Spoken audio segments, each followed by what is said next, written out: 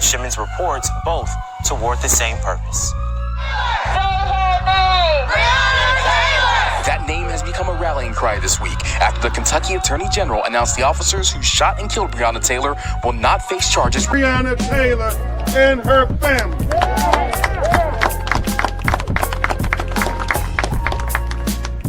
We have present with us her mother, Tamika Palmer, her sister, Janiyah, her aunt, Bianca Austin. We also have who I call the queen of the movement for Brianna, Tamika Mallory, and Until Freedom. We also have the Brianna Square activists who are present with us today. And Attorney Baker and Aguiar and I know without a shadow of a doubt, without the activist community saying her name, there is no way we would have gotten this far with all over the world people saying Breonna Taylor's name. Say her name. Also, we are joined by a man who did an incredible thing this morning. Jacob Blake's Jr. father, Jacob Blake Sr., traveled from Kenosha, Wisconsin to be here with Tamika Palmer, Brianna's mother. And so we also have State Representative Charles and State Representative Charles Booker and State Representative Attica, who are present, Attica Scott, who are present with us today. Fresh out of jail for standing for Breonna Taylor. Now that's the transformation of leadership we need in America as we head into this November 2nd election that matters so much for so many reasons. But for this moment in particular, this moment matters for Breonna Taylor. So if you were marching for Breonna Taylor, if you were exercising your First Amendment rights for Breonna Taylor, if you were protesting for Breonna Taylor, if you signed a petition for Breonna Taylor, we need you to go sign a ballot and vote on November 2nd for Breonna Taylor. November 3rd. I'm thinking early vote. Early voting. You know, obviously, Tamika Palmer and her entire family, her father is here from Michigan. Yeah, give him a round of applause. Breonna Taylor's entire family is heartbroken, devastated, and outraged, and confused, and bewildered, just like all of us, as to what did Kentucky Attorney General Daniel Cameron present to the grand jury? Did he present any evidence on Breonna Taylor's behalf? Or did he make a unilateral decision to put his thumb on the scales of justice to help try to exonerate and justify the killing of Breonna Taylor by these police officers, and in doing so, make sure that Breonna Taylor's family never got their day in court, never got their chance for due process, and in essence, denied them justice.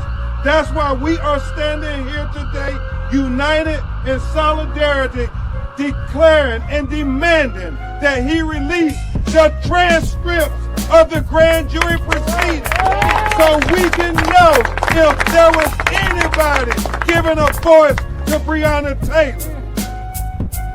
Because with these results from this grand jury, Tamika Mallory, you know, wanton endangerment for the white neighbor's apartment that lived next to her, but no wanton endangerment for the bullet tray that went into the apartment of the black neighbors above her apartment, and no wanton endangerment for the bullets that went actually into Brianna Taylor's apartment. And Lanita, no wanton murder charges for the bullets that mutilated Brianna Taylor's body. Mr. Blake, it underscores what we have been saying all along. There seems to be two justice systems in America. One for black America and one for white America. And this has been emphasized by this grand jury proceeding into the killing of Brianna Taylor. You know, Sam Aguiar, it's kind of ironic when you think about the message that is being sent from this grand jury ruling. It's like they charged the police for missing shooting bullets into black bodies, but not charging the police for shooting bullets into black bodies. Where that happen at?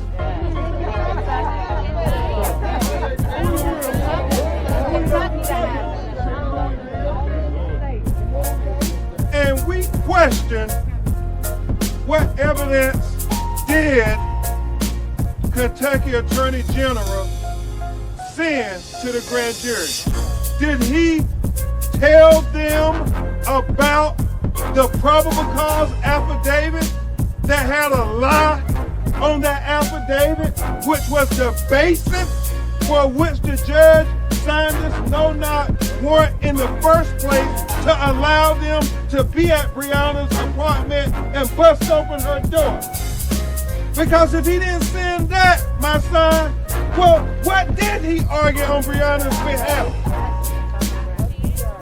Did he tell them about the 12 neighbors that Sam Aguiar's office interviewed and recorded that lived in close proximity of Brianna's apartment that all said they did not hear the police knock and announce their presence? Did he let them testify before the grand jury?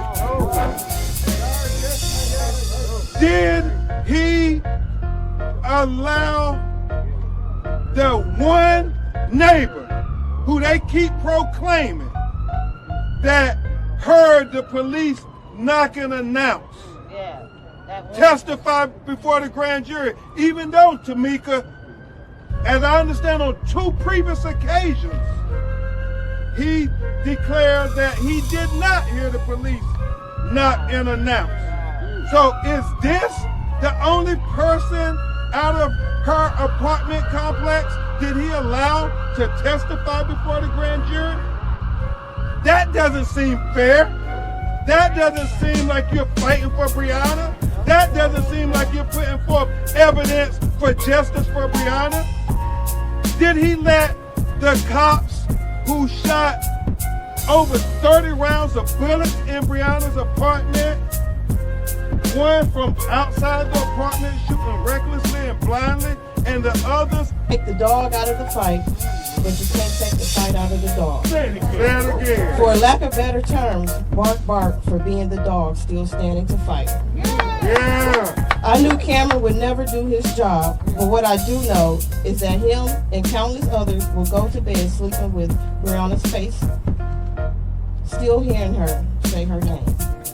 Cameron alone didn't fail her, but it ended with the lack of investigation failed her. The officer who told a lie to obtain a search warrant failed her. The judge who signed the search warrant failed her. The terrorist who broke down her door failed her. The system as a whole has failed her. You didn't just rob me and my family, you robbed the world of a queen. A queen willing to do a job that most of us can never stomach to do. A queen willing to build up anyone around her. A queen who is starting to pave her path. I hope you...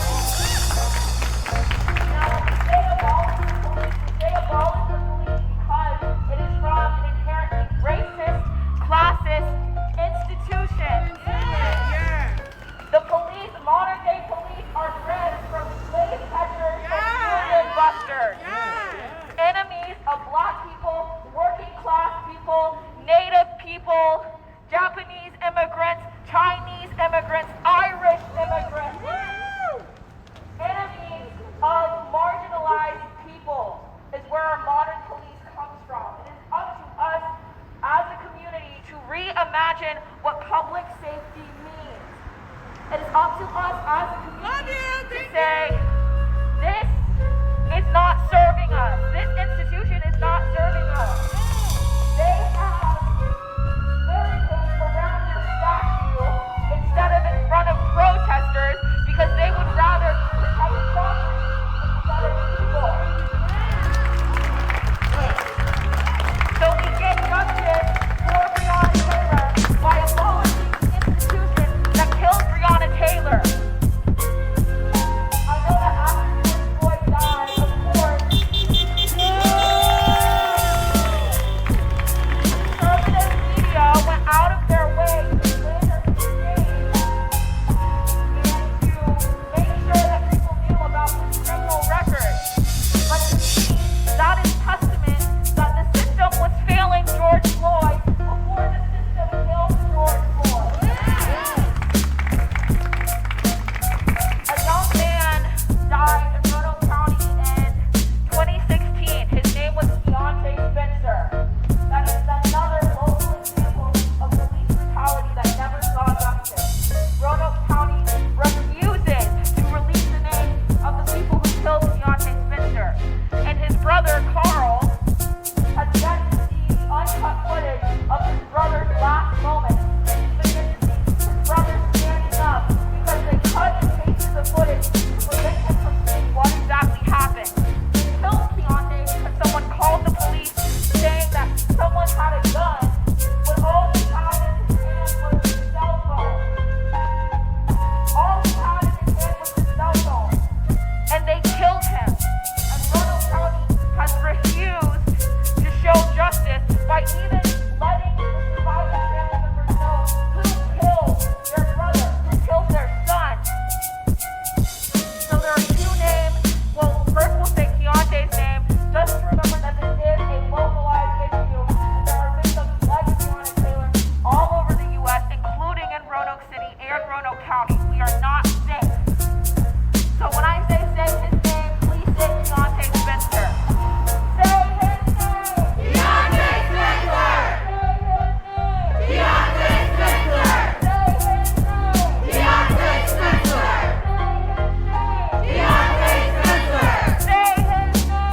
Deontay Spencer. Say his name. Deontay Spencer. Say his name. Deontay Spencer. Say his name. Deontay Spencer. Say his name. Deontay Spencer. Say his name. Deontay Spencer. Say his name. Deontay Spencer. Say his name. Deontay Spencer. Say his name.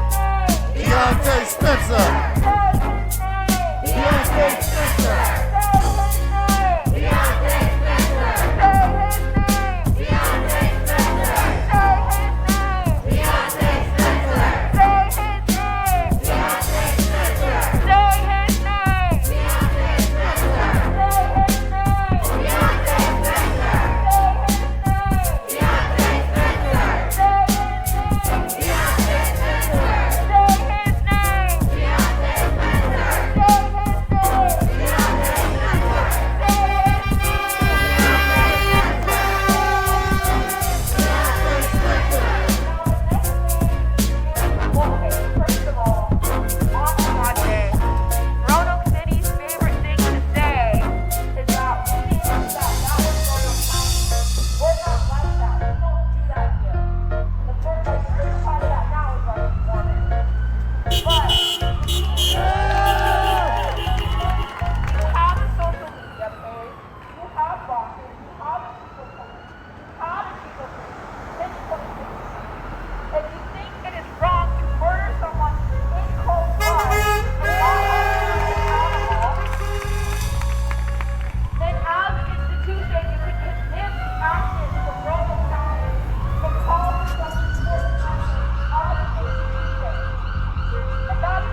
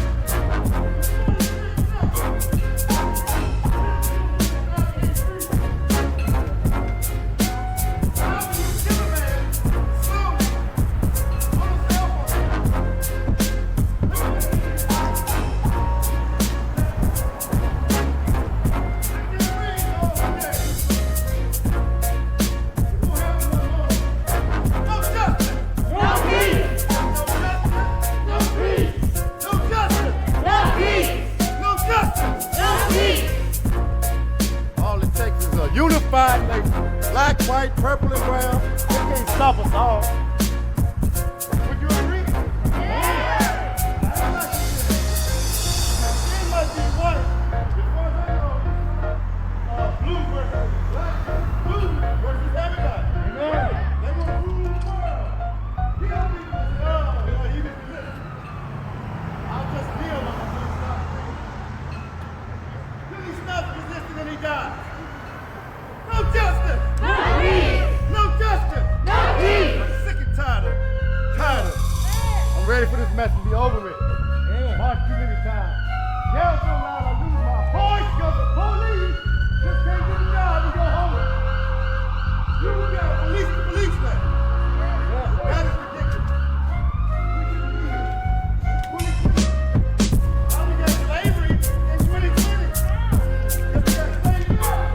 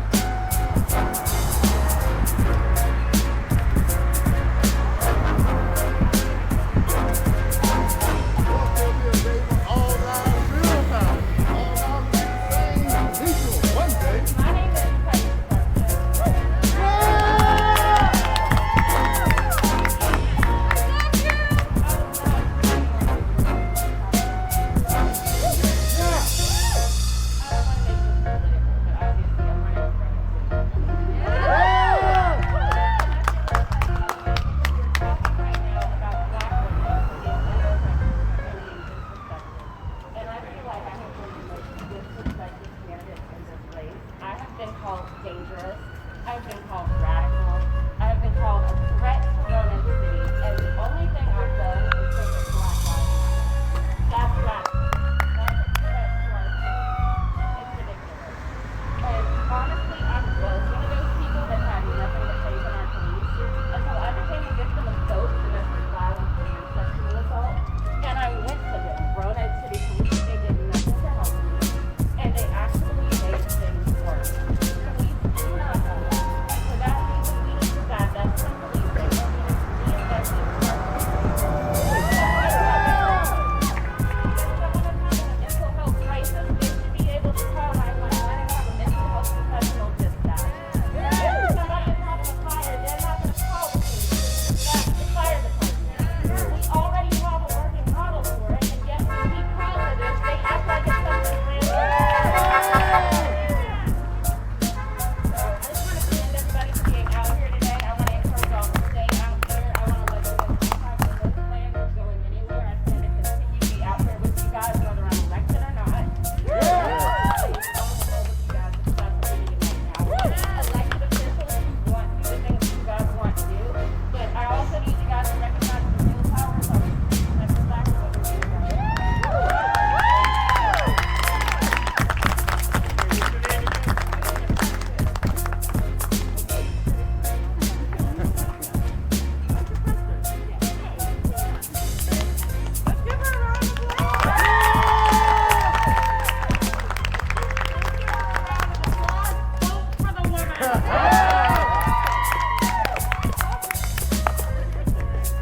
All power to the people. Power to the people. Because the pockets of politicians are so deep, they forget that they work for us. They work for us. They work for us.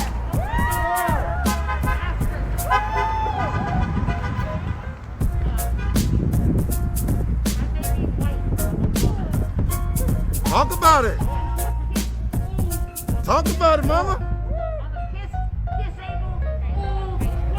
That makes you a minority.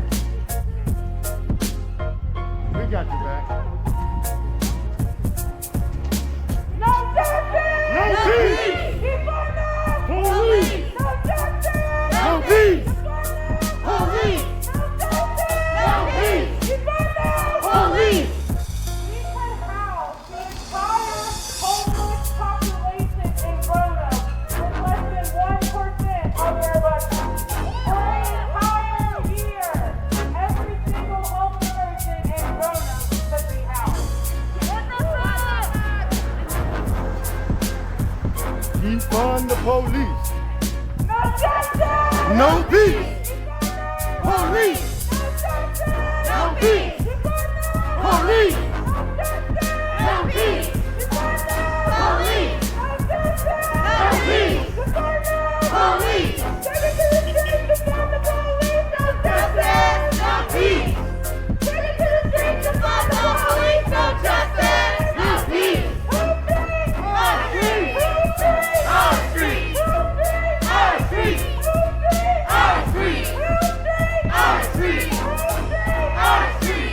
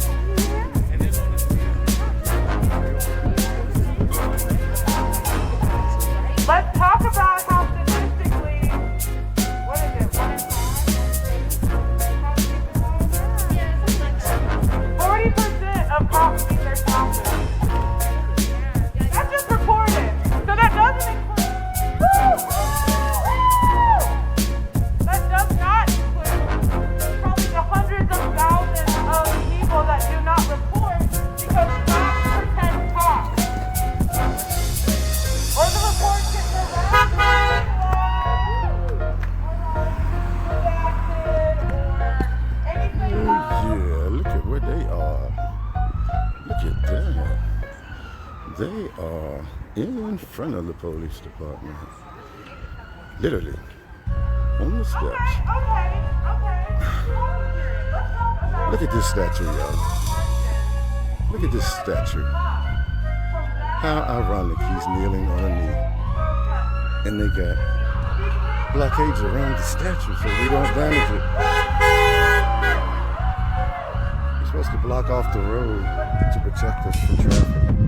And around this statue of kneeling police officer of all things. I'm losing my voice, as I always do.